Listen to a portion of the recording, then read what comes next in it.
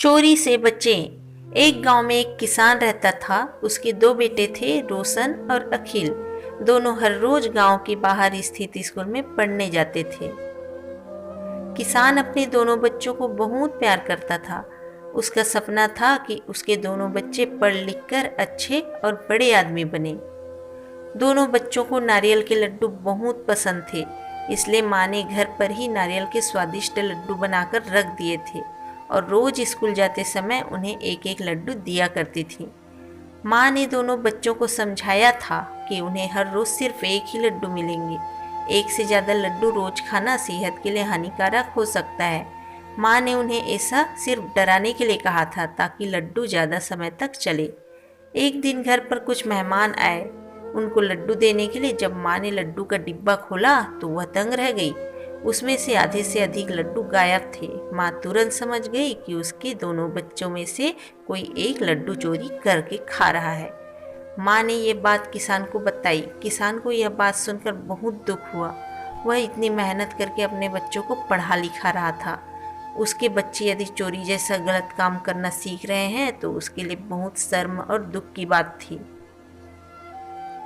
किसान के लिए यह पता लगाना बहुत मुश्किल था कि उसका कौन सा बच्चा लड्डू चोरी करके खा रहा है। फिर अचानक किसान को एक तरकीब सूझी। उसने अपनी पत्नी को समझाया कि नारियल के लड्डू में नीम के पत्तों का रस मिला दे।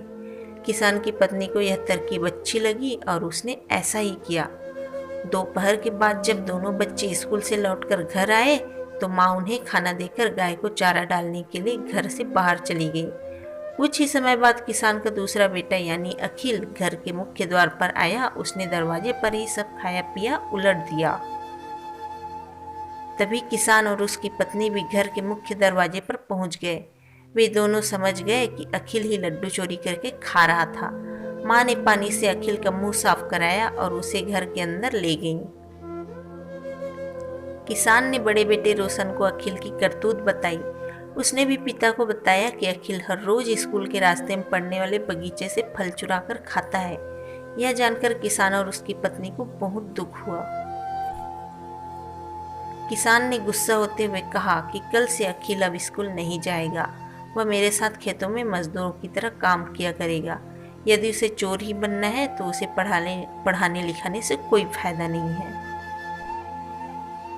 उधर अखिल का रो रो कर हालत खराब था। उसको अपनी गलती का एहसास हो चुका था। उसने अपनी गलती स्वीकार कर ली। अखिल ने अपने माता पिता से माफ़ी मांगते हुए कहा कि वह अब आगे कभी चोरी नहीं करेगा। पिता ने उसे समझाते हुए कहा, देखो बेटा, चोरी करोगे तो अपमान ही मिलेगा। यदि सम्मान चाहते हो तो अच्छे काम करने पड़ेंगे। अब तुम्हें खुद फैसला करना है कि तुम्हें अपमान चाहिए या सम्मान। अखिल ने निश्चय किया कि वह अब आगे ऐसा कोई काम नहीं करेगा जिससे उसके माता पिता को दुख या उसे अपमान मिले। उसकी प्रार्थना पर किसान ने उसे क्षमा कर दिया।